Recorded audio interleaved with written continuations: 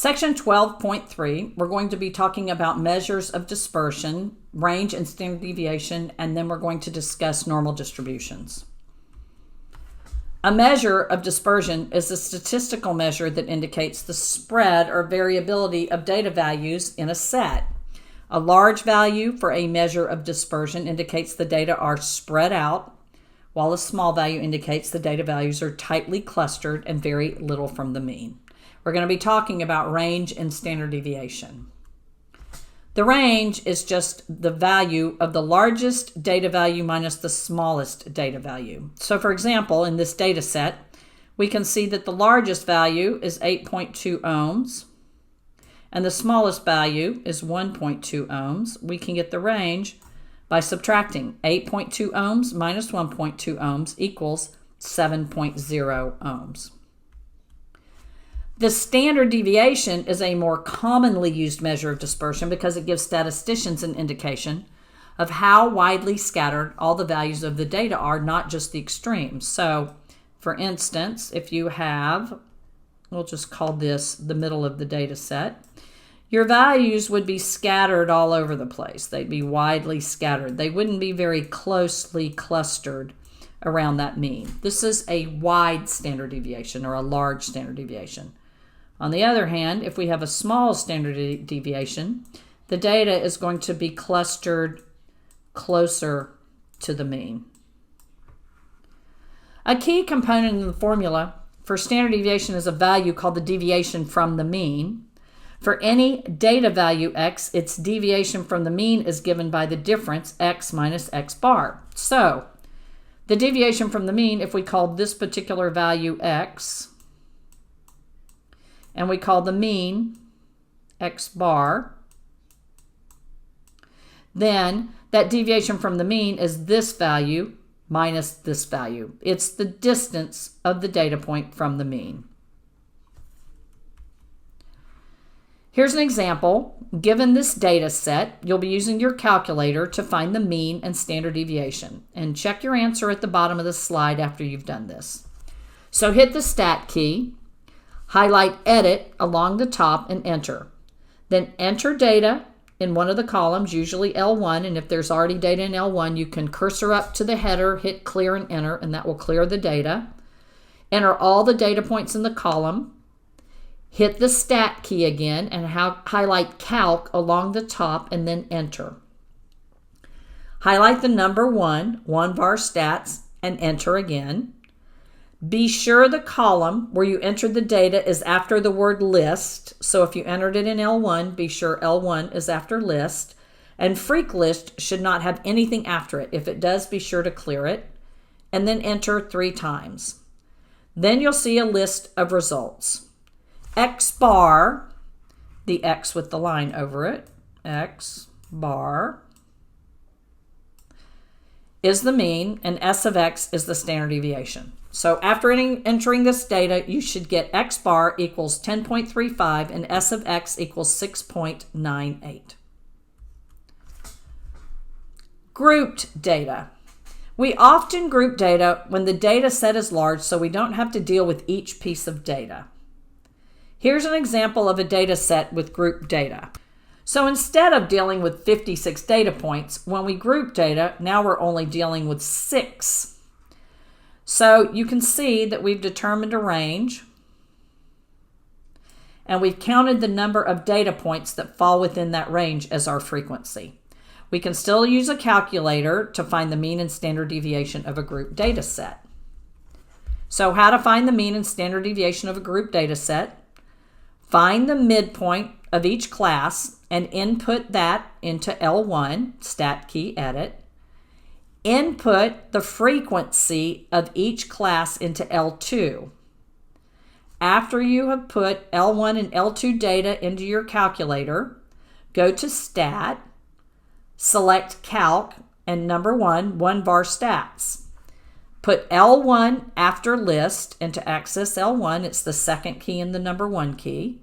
Put L2 after freq list, second key, number 2 key, and then enter twice. On the results screen, X bar is the mean and S of X is the standard deviation. Using this data set, use your calculator to find the mean and standard deviation, and then compare it with the mean and standard deviation on the slide to be sure you have it right. You should get mean equals 0.3745 and standard deviation equals 0.0069. Normal distribution.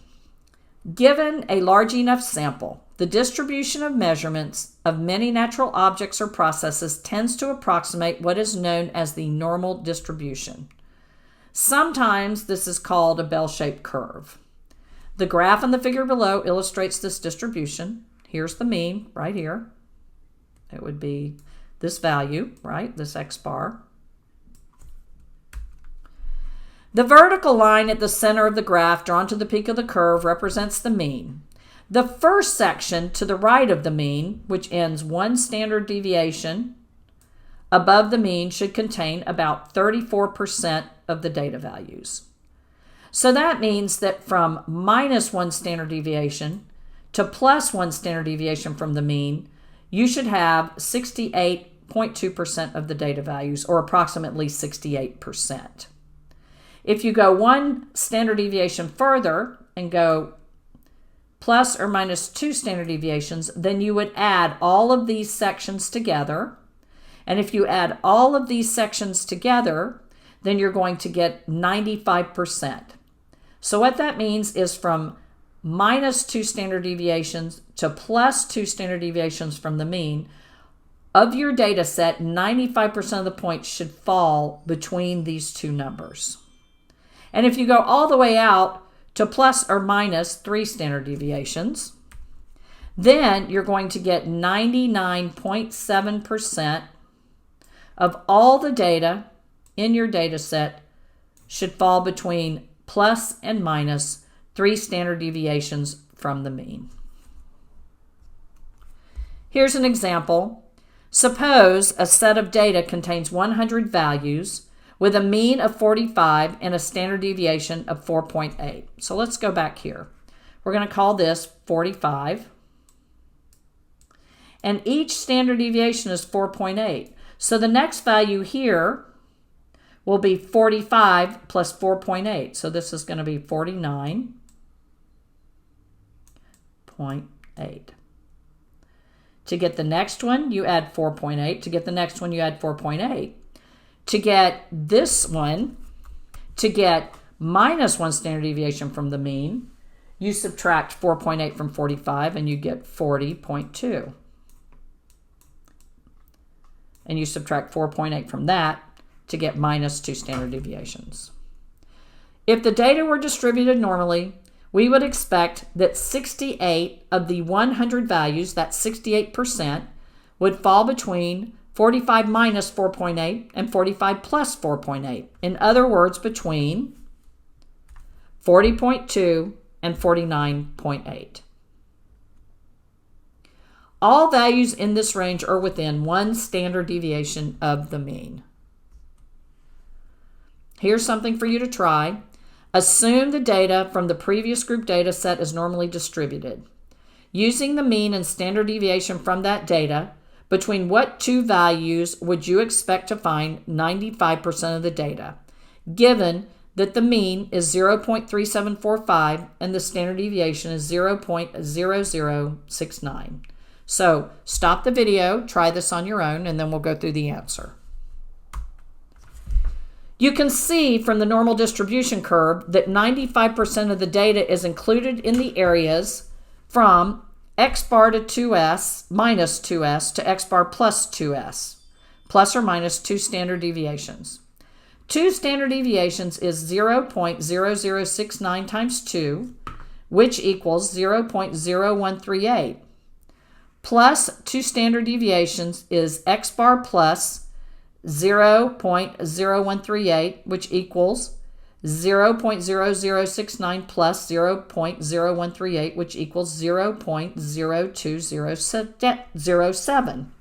Minus 2 standard deviations is x bar minus 0.0138, which equals 0.0069 minus 0.0138, which equals negative 0.0069.